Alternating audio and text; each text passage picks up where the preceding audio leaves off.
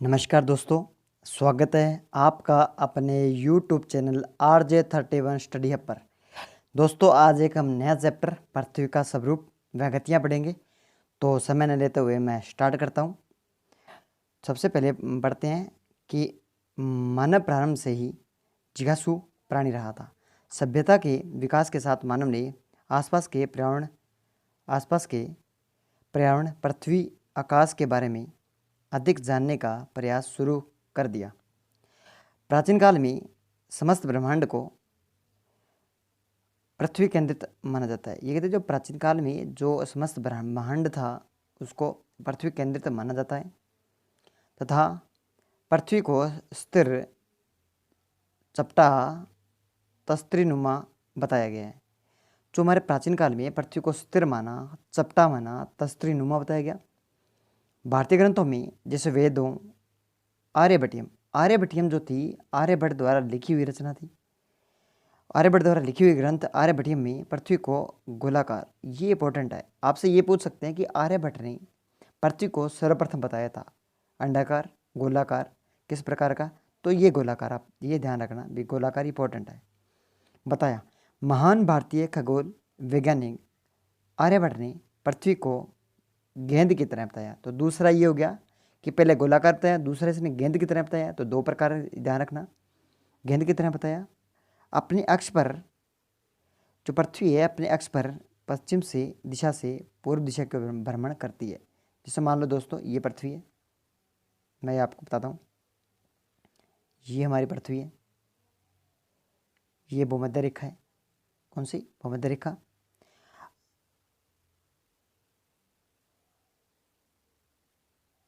ये हमारी पृथ्वी है। जो हमारी पृथ्वी है ये कौन सी है? ये भूमध्य रेखा है। ये बीचों बीच भूमध्य रेखा है।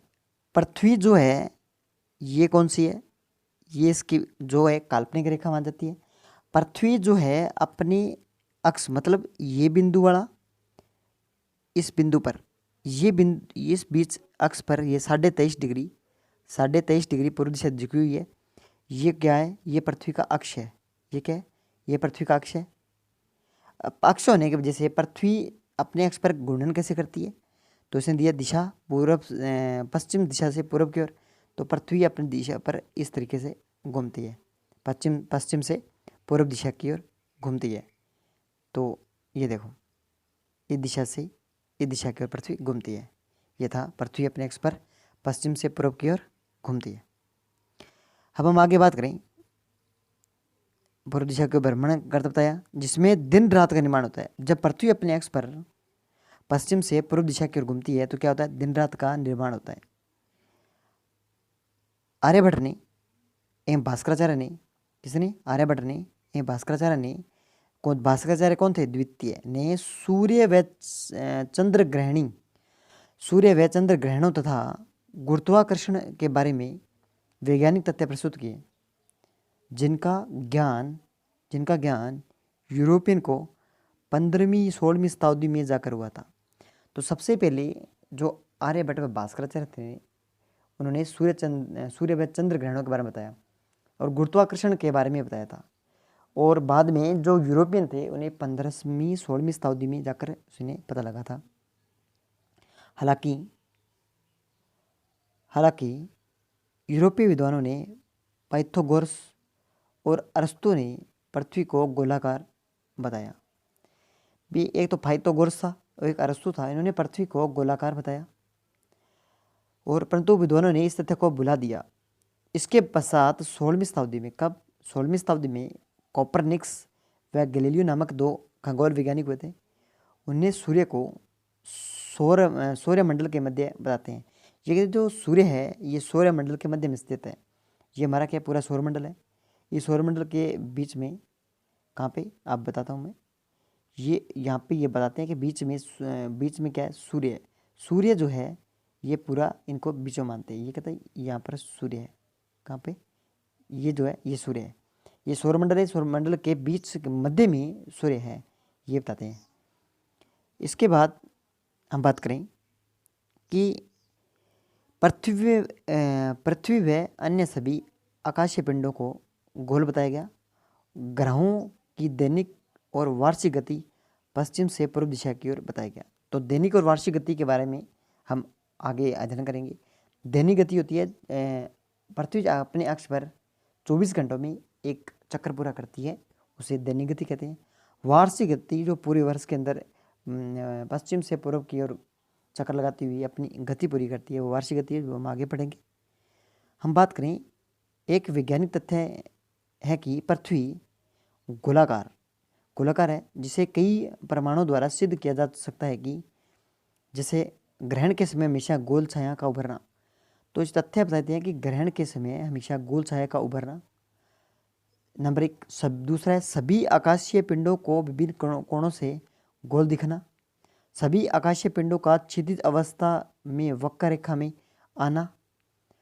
अपोलो एवं अन्य मानवीय निर्मित उपग्रहों के अध्ययन पश्चात यह सिद्ध हो गया कि पृथ्वी गोलाकार है, परंतु ध्रुवों पर इसे क्या बताया गया? ध्रुवों पर इसे चपटी बताया गया। ये कहते हैं कि ये तो ध्रुवों पर क्या है? चपटी है। अब ध्रुवों पर चपटी क्यों है उसके बारे में हम आगे बात करेंगे। अब ध्रुवों पर पृथ्वी चपटी होने के कारण इसे चपटा या लद्धवक्षीय गुलाब कहते हैं। ये इंपॉर्टेंट है। पृथ्वी जब अपने ध्रुवों पर चपटी होने के कारण इसे क्या कहा जाता है? तो लद्धवक्षीय गुलाब कहते हैं। ये इंपॉर्टेंट है। आपसे ये पूछता है कि लद्धवक्षीय गुलाब क्या है, ये आप इसको थोड़ा ध्यान में रखना। इसी प्रकार पृथ्वी की परिधि 256 ईसा पूर्व में यूनानी विद्वान इरेटास्थनीज ने बड़ी आसानी तकनीकी अपनाते हुए वर्तमान वैज्ञानिक गणना के बारे में बताया था। तो सबसे पहले जो पृथ्वी का परिधि के बारे में बताया था वह किसने बताया था? वह इसने इरेटास्थनीज एक नामक विद्वान था। किसने? इरेटास्थनीज जो विद्वान था, इस विद्वान ने बताया था। किसने बताया था? इरेटास्थनीज नामक विद्वान ने बताया था।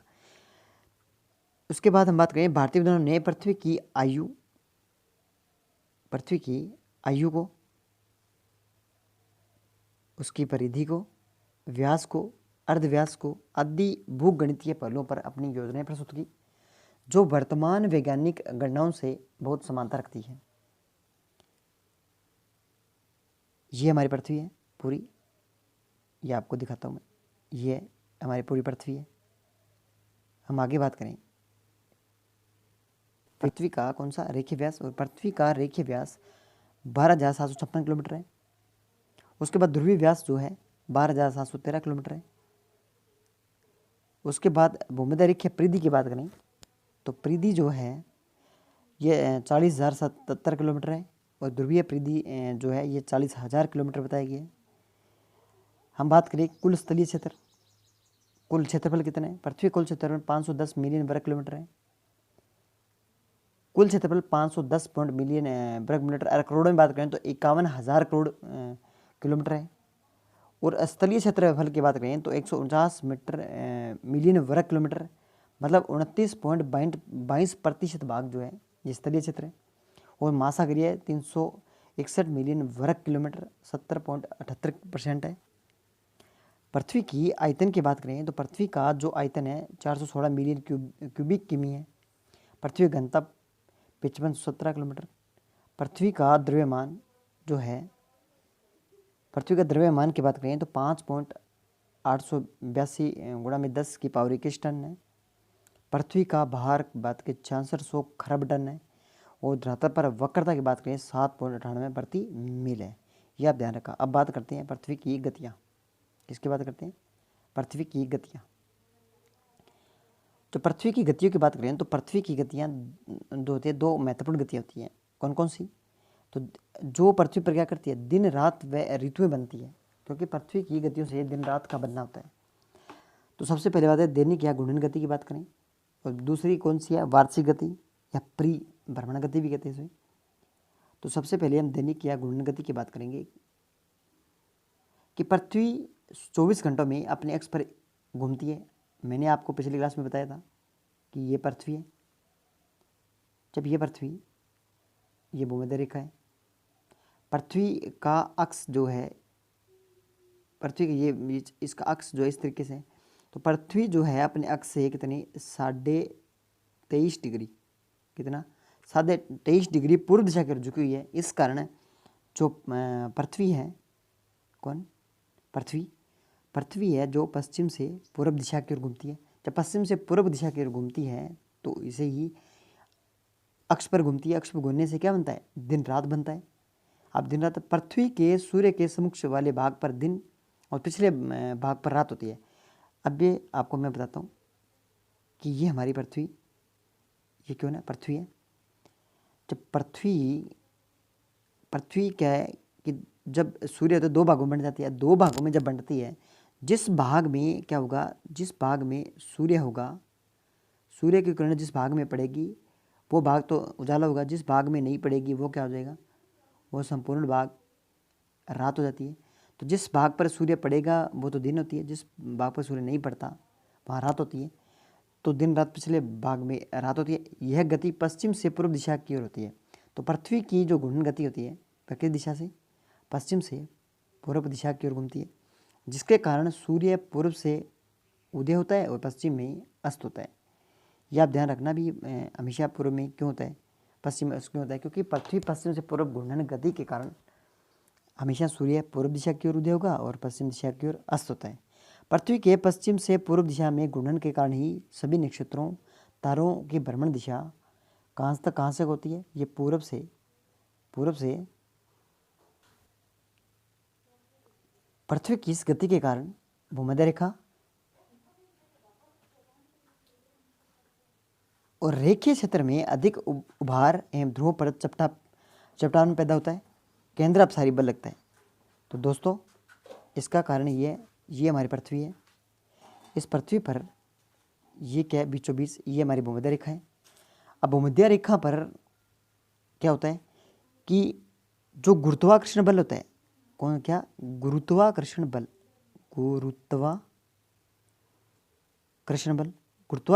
जो होता है वो होता है कम। और जो हमारे ध्रुव होते हैं, जो हमारे ध्रुव होते हैं, इन ध्रुवों पर गुरुत्वाकर्षण बल होता है ज़्यादा। अब ध्रुवों पर ज़्यादा गुरुत्वाकर्षण बल होगा, इसी कारण ध्रुवों पर पृथ्वी चपटी होती है और जो हमारा भूमध्य रेखा है वहाँ पर पृथ्वी उभरी हुई रहती है। हम आगे बात करें, इसके अतिरिक्त इस गति के कारण हवाओं धाराओं की दिशा में बदलाव भी आता है। तो आपसे ये पूछे हवाओं व धाराओं की दिशा में बदलाव किस कारण आता है, तो पृथ्वी की जो दैनिक गति है उसकी गति के कारण आता है। दैनिक गति या परिभ्रमण की भूमध्य रेखा पर सर्वाधिक गति होती है। तो आपसे पूछे कि दैनिक गति या परिभ्रमण गति जो होती है, जो हमारी घूर्णन गति होती है, उसकी सर्वाधिक गति कहाँ पर होती है, तो भैया याद रखना भूमध्य रेखा पर होती है। सबसे इंपॉर्टेंट है, कितनी होती है, 1600 किलोमीटर प्रति घंटा के हिसाब से होती है। और सबसे कम जो गति होती है वह होती है ध्रुवों पर। और आपसे ये पूछे कि कितने डिग्री अक्षांश पर है जो गति है हमारी दैनिक गति वह कम हो जाती है, तो आप याद रखना ये 45 डिग्री अक्षांश पर दैनिक गति कम हो जाती है और 1120 किलोमीटर प्रति घंटा के रफ्तार से गति करती हुई अपने पथ पर पश्चिम से पूर्व की ओर गति करती है।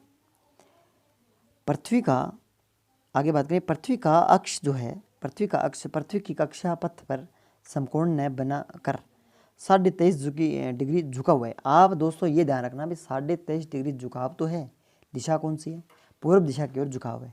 यह 23.5 डिग्री का झुकाव सूर्य की परिक्रमा के समय ही एक दिशा में बना रहता है।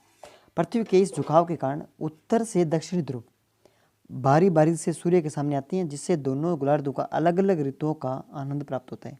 तो आप ये ध्यान रखना कि जब 23.5 डिग्री झुकाव है, इसका कारण यही होता है कि सूर्य जो है अलग अलग ऋतुओं बनाता है। जो ऋतुओं बनाते हैं हम आगे बात करेंगे, उन ऋतुओं बनाने का यही कारण है, दैनिक गति परिभ्रमण गति का ही कारण है। यह अक्षीय झुकाव नहीं होता तो पृथ्वी पर दिन रात हमेशा बराबर होते। तो ये आपसे ये ध्यान रखना भी अक्षीय झुकाव अगर नहीं होता, दिन रात बराबर होते, कोई भी ऋतु का बनना भी असंभव होता, क्योंकि सदैव एक ऋतु रहती। अब दक्षिणी गोलार्ध की बात करें तो जैसे कर्क रेखा की बात करें तो दोस्तों आपको थोड़ा बता देता हूँ, ये पृथ्वी है। पृथ्वी पर ये कौन सी रेखा है, ये रेखा भूमध्य है, ये कर्क रेखा और ये रेखा जो है मकर रेखा। अगर पृथ्वी पूरी गोल होती तो यहाँ पर हमेशा गर्मी सर्दी रहती और हमेशा यहाँ पर सूर्य सीधा चमकता और जहाँ पे जाता है सूर्य यहाँ पे सीधा चमकता। यहाँ पर सीधा चमकता, लेकिन पूरी पृथ्वी पर जो तापमान था ये एक जैसा रहता। अब पृथ्वी पर तापमान एक जैसा रहता तो क्या होता, तो पृथ्वी में कोई ऋतु नहीं बनती, दिन रात भी नहीं बनता, और विभिन्न ऋतुओं का बनना भी नहीं होता, तो ऋतु भी नहीं बनती। अब बात करें, दूसरा होता है परिक्रमण गति। परिक्रमण गति की बात करें तो पृथ्वी की दूसरी महत्वपूर्ण गति सूर्य के चारों ओर पश्चिम से पूर्व दिशा। आप दोस्तों ये भी ध्यान रखना, जो परिभ्रमण गति होती है ये पश्चिम से पूर्व दिशा की ही ओर गति करती है, और अपनी कक्षा में वार्षिक यात्रा करना है क्योंकि एक वार्षिक यात्रा पूरे वर्ष की यात्रा करती है। पृथ्वी की कक्षा का लगभग 965 मिलियन किमी लंबी है, जो लगभग 365 दिनों में गति कितनी 29.6 किमी प्रति सेकंड की गति से संपन्न करती है। तो ये आपको 365 दिन 6 घंटे भी हो सकते हैं संपन्न होती है। पृथ्वी की कक्षा का वृत्ताकार नौकर अंडाकार होती है। ये ध्यान रखा, पृथ्वी का कक्षा का जो आकार है कैसा है, वह अंडाकार होता है, जिसमें सूर्य और पृथ्वी की दूरी परिक्रमण के दौरान बदलती रहती है। तो अंडाकार पृथ्वी होने की वजह से सूर्य और पृथ्वी के परिक्रमण के दौरान जो दूरियां हैं वह हमेशा बदलती रहती हैं। अब बात करें पृथ्वी और सूर्य के मध्य, पृथ्वी और सूर्य के मध्य औसत दूरी कितनी है, 150 मिलियन किलोमीटर। अगर आपसे पूछे करोड़ में पूछे तो 15.0 हज़ार करोड़ वर्ग किलोमीटर है आती है। तो जब पृथ्वी सूर्य में सर्वाधिक दूरी, तो आप ये देखना, जब पृथ्वी सूर्य से सर्वाधिक दूरी कब होगी, तो जब पृथ्वी सूर्य से सर्वाधिक दूरी होगी तो क्या होगी, उसे अपसौर कहते हैं। अपसौर की स्थिति कब होती है, तो ये होती है 14 जुलाई को हमेशा अपसौर की स्थिति होती है। और हम बात करें अब कि जो हमारा जब सूर्य के निकट पृथ्वी होती है उसे क्या कहते हैं, उपसौर कहते हैं। इसकी निकटतम दूरी 147 मिलियन किलोमीटर होती है। अगर आपसे दोस्तों ये पूछे करोड़ में पूछे तो 15.2 हज़ार करोड़ किलोमीटर होती है, और 147 मिलियन पूछे तो 14.7 करोड़ किलोमीटर होती है। तो इसे अपसौर की स्थिति होगी। अब बात करें तो उपसौर क्या है, उपसौर की स्थिति क्या है। उपसौर की स्थिति पृथ्वी की यात्रा की तुलनात्मक रूप से जल्दी संपन्न होती है। क्यों होती है, क्योंकि पृथ्वी निकट होती है। इस समय हमारे भारत के मतलब हमारे पृथ्वी या उत्तरी जो गोलार्ध होते हैं वहाँ पर कौन सी स्थिति होती है, वहाँ पर शीत ऋतु स्थिति होती है और निकट का क्षेत्र होता है, तो ये चक्कर जल्दी संपन्न होता है। इसके विपरीत अपसौर की स्थिति होती है, इसमें परिक्रमण अधिक समय में लगता है, जिसमें सूर्य दिवस की अवधि घटती बढ़ती रहती है। पृथ्वी के परिक्रमण के फलस्वरूप विभिन्न ऋतुओं का बनना संभव हो पाता है, और पृथ्वी की दोनों गतियों और स्थिति में बदलाव के फलस्वरूप ही पृथ्वी पर सौर ऊर्जा का वितरण निश्चित होता है। हम आगे बात करें इसको, ये मैप आपको देख लीजिए। इसको पढ़ने से पहले हम आगे पहले बात करके आते हैं, उसके बाद आपको बताएंगे। हम बात करें अयनांत या आप ये दोस्तों ये देखो, ये 20-21 मार्च की बात है। यहाँ पर बसंत विषुव, जैसे ही मार्च से जून 3 महीने के बाद, कितने माह के बाद, जैसे ही यहाँ पर कितने 3 माह का समय लगा, मार्च बाद अप्रैल मई जून, 3 माह के बाद 20 से 22 जून ग्रीष्म ऋतु होती है यहाँ पर, तो कर्क रेखा पर, तो ग्रीष्म संक्रांति होगी। उसके बाद फिर 3 माह के बाद वापस किस पर, वो मध्य रेखा पर आ जाती है। सितंबर 22 से 23 सितंबर शरद विषुव कहते हैं। इसमें हमारे उत्तरी गोलार्ध में सर्दी का मौसम स्टार्ट हो जाता है। उसके बाद 3 माह के बाद जो हमारी विषुवत रेखा है उससे जो सूर्य होता है वह दक्षिणायन होने लगता है। दक्षिणायन होने के बाद लगता है मकर रेखा पर आता है। मकर रेखा यहाँ पर शीत, बिल्कुल शीत ऋतु है, इसलिए शीत क्रांति काल कहते हैं। हम आगे बढ़ के आते हैं। इस तरीके से हमारे पृथ्वी पूरी भ्रमण करती रहती है। अब बात करें अयनांत या संक्रांति, अयनांत या संक्रांति या विषुव, तो पृथ्वी के एक भाग पर हमेशा उजाला, दूसरे भाग पर अंधेरा रहता है। उजाले और अंधेरे भाग को अलग करने वाली रेखा को प्रदीप्त या प्रकाश वृत्त कहते हैं। तो दोस्तों ये आप ध्यान रखना। अब मैंने आपको पिछली क्लास में पीछे बताया था कि ये हमारी क्या, ये हमारी पृथ्वी है। इस पृथ्वी पर जो हमारी ये कौन सी रेखा, कर्क रेखा, सॉरी ये विषुवत रेखा है। पृथ्वी पर बीचों बीच जो हमारे बीचों बीच दो भाग हो गए। जो पृथ्वी पर जो हमारे सूर्य होता है, सूर्य है, जब सूर्य का जो प्रकाश है सीधा पड़ता है, जब सूर्य का प्रकाश सीधा पड़ेगा तो इस भाग में क्या उजाला होगा, और जिस भाग में सूर्य का प्रकाश सीधा नहीं पड़ेगा उस भाग में क्या होगा, उस भाग में अंधेरा होगा। उस भाग में अंधेरा होगा, ये अंधेरा भाग, ये कौन सा भाग है, ये अंधेरा, यहाँ पर अंधेरा है, यहाँ पर अंधेरा है और यहाँ पर उजाला है। अंधेरे उजाले को जी ये अलग करने वाली जो रेखा होती है इसे प्रदीपन या प्रकाश वृत्त कहा जाता है। दोस्तों ये आप ध्यान रखना, ये प्रश्न पूछा जा सकता है आपके बाद। हम बात करें पृथ्वी जो है 21 जून व 22 दिसंबर प्रत्येक वर्ष क्रमशः ग्रीष्म संक्रांति एवं शीत संक्रांति की स्थिति में होती है। 21 जून एवं 22 दिसंबर को सूर्य की लंबवत स्थिति कर्क रेखा और मकर रेखा पर होती है। पृथ्वी को 23.5 डिग्री अक्ष के झुकाव के कारण दोनों गोलार्धों में स्थिति बनती है। तो यह आप ध्यान रखना कि जो सूर्य जो शीत अयन संक्रांति, ग्रीष्म संक्रांति, शीत ऋतु, ग्रीष्म ऋतु जो बनती हैं वो 23.5 डिग्री अक्ष के झुकाव के कारण बनती है, यह आप ध्यान रखना। उसके बाद बात करें इन कारण दोनों गोलार्ध में स्थिति 21 जून को सूर्य कर्क रेखा पर लंबवत चमकने के कारण उत्तरी गोलार्ध में ग्रीष्म ऋतु, इसके विपरीत दक्षिणी गोलार्ध में शीत ऋतु का प्रभाव रहता है। और इसके विपरीत 22 दिसंबर को विपरीत स्थिति होती है। सूर्य की लंबवत किरणें मकर रेखा पर पड़ती है, जिससे दक्षिणी गोलार्ध में ग्रीष्म एवं उत्तरी गोलार्ध में शीत ऋतु की स्थिति होती है। पृथ्वी पर सूर्य की लंबवत किरणों का प्रभाव कर्क एवं मकर रेखा पर 23.5 डिग्री उत्तरी अक्षांश और 23.5 डिग्री दक्षिणी अक्षांश के मध्य ही बना रहता है। ये दोनों वर्तन बिंदु के रूप में कार्य करते हैं।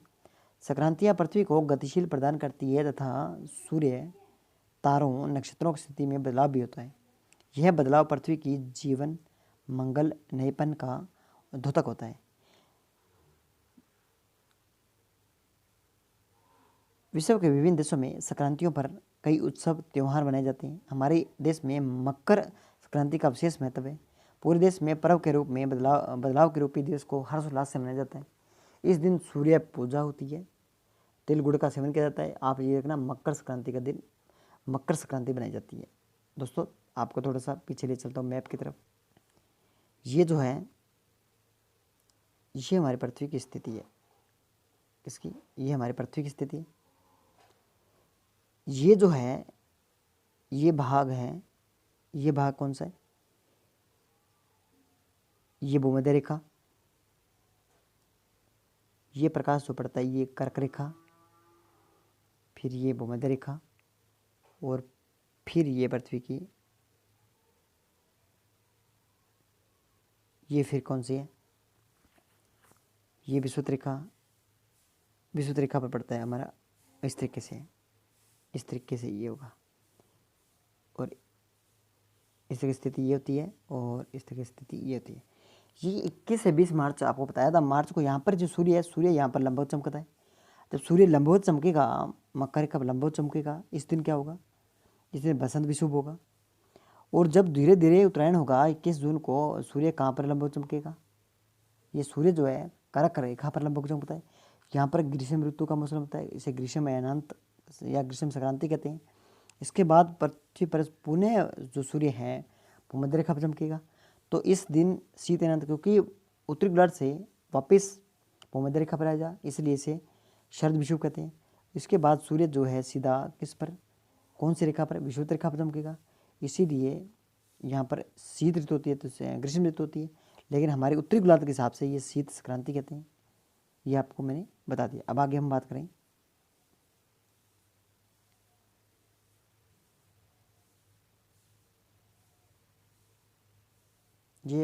पृथ्वी की। आपको मैंने प्रदीप्त वर्त के बारे में बताया था। तो दोस्तों ये देखो, ये जो है पृथ्वी, ये जो बीच में जो रेखा है कौन सी, ये वाली रेखा, ये बीच में जो रेखा है अलग अलग कर रही है दोनों बातों को, इसे ही कहते हैं प्रदीपन, प्रदीपन या इसे कहते हैं प्रकाश वृत्त। क्या कहते हैं? प्रकाश वृत्त कहते हैं। क्योंकि सूर्य में जब पश्चिम पूर्व घूमती है तो पहले सूर्य जो है पूर्व दिशा की उदय होता है, उदय होता है। इस भाग में क्या होता है? दिन होता है, इस भाग में रात होती है। जैसे ही सूर्य घूमता हुआ, सूर्य यहाँ से चक्कर लगाता हुआ किस दिशा में आता है? कौन सी दिशा में आता है? तो ये आता है पूर्व दिशा, पश्चिम दिशा में। यहाँ से गति करता हुआ सूर्य यहाँ पर आ जाता है। कौन सी? पश्चिम दिशा में, यहाँ पर पड़ता है। तो यहाँ पर जो पश्चिमी गोलार्ध इसमें दिन हो जाता है, यहाँ रात हो जाती है। इस दो भागों को समान भागों में बांट रखती है, उसे प्रदीपन कहते हैं या इसे प्रकाश वृत्त रेखा कहते हैं।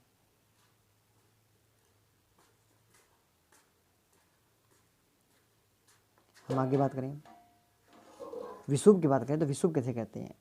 विषुव, जब पृथ्वी 21 मार्च व 23 सितंबर को सूर्य की स्थिति भूमध्य रेखा पर लंबाकार होती है, इस विषुव स्थिति में पृथ्वी दिन रात की लंबाई लगभग बराबर होती है। तो 21 मार्च के दिन जब सूर्य भूमध्य रेखा पर होता है और 23 सितंबर के दिन ही सूर्य कहाँ पर होता है? भूमध्य रेखा पर होते हैं। होने की वजह से दिन रात की अवधि समान रहती है। उत्तरी गोलार्ध में 21 मार्च को बसंत विषुव प्रारंभ होता है और इसे बसंत विषुव कहा जाता है।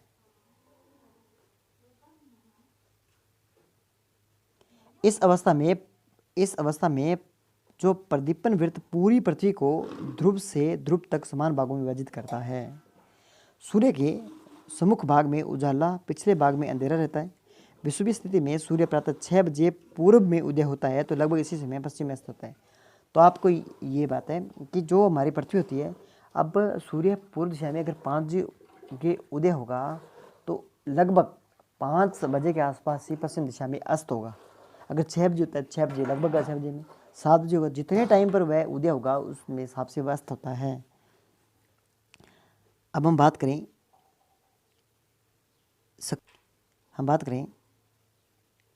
ये देखो, ये जब सूर्य जो है भूमध्य रेखा पर होता है, भूमध्य रेखा के बाद सूर्य जब उत्तरायण करता है तो कौन सी रेखा पे आता है? सॉरी दोस्तों, जब सूर्य कौन सी रेखा पर है? भूमध्य रेखा पर होता है। भूमध्य रेखा से उत्तरायण करते हुए कौन सी? मकर रेखा पर आता है। मकर रेखा पर जब आता है तो मकर रेखा पर आने पर यहाँ पर किसकी? सूर्य की लंबवत किरणें पड़ती है। अब सूर्य की लंबवत किरणें पड़ेगी तो इस हिसाब से क्या पर जो आर्कटिक वृत्त होता है यहाँ पर रेखा पड़ेगी और ध्रुवों पर भी सूर्य का उदय होता है। तो जब भूमध्य रेखा से उत्तरायण करता हुआ इस दिशा में आता है, उत्तरायण करता दिशा में आता है तो यहाँ पर ध्रुवों पर मतलब उजाला स्टार्ट हो जाता है होना। तो धीरे धीरे जैसे जैसे 3 महीने तक ये कौन सी दिशा में? इस मकर रेखा पर आएगा तो यहाँ पर 3 महीने उजाला होना प्रारंभ हो जाएगा और 3 महीने के बाद दोपहर का समय होगा। जैसे यहाँ पर रहेगा उसके बाद धीरे धीरे उत्तरायण होना स्टार्ट कर देगा, भूमध्य रेखा पर आएगा तो यहाँ पर धीरे धीरे चांद से धीरे धीरे उजाला होना स्टार्ट हो जाएगा। तो जब मकर रेखा पर सूर्य होता है तो ध्रुवों पर अंधकार 0 घंटे, अंधकार नहीं, ध्रुवों पर उजाला होता है, दिन होता है। इसी के संदर्भ में हम उत्तरी ध्रुव की बात करें, उत्तरी ध्रुव में क्या होता है? रात्रि होती है। उसके बाद हम बात करें कि जब आर्कटिक वृत्त पर भूमध्य रेखा पर होने पर सूर्य आर्कटिक वृत्त में क्या प्रभाव पड़ता है? तो यहाँ पर दिन होता है। इसके संदर्भ में उल्टा क्या होता है कि 24 घंटे का अंधेरा। तो जो हमारा आर्कटिक वृत्त है उस पर 24 घंटे का अंधेरा होगा और इस हिसाब से हमारे यहाँ पर जो कर्क रेखा है यहाँ पर शीत ऋतु होगी, भूमध्य रेखा पर विषुव बनेगा। विषुव का मतलब लगभग सर्दी न अधिक गर्मी होगी, इससे का क्षेत्र बनेगा और अधिकतम गर्मी मकर रेखा पर होगी। तो दोस्तों आज का ये वीडियो आपको कैसा लगा? आप लाइक करें, कमेंट करें और चैनल को सब्सक्राइब करें और अन्य दोस्तों को शेयर करें। धन्यवाद।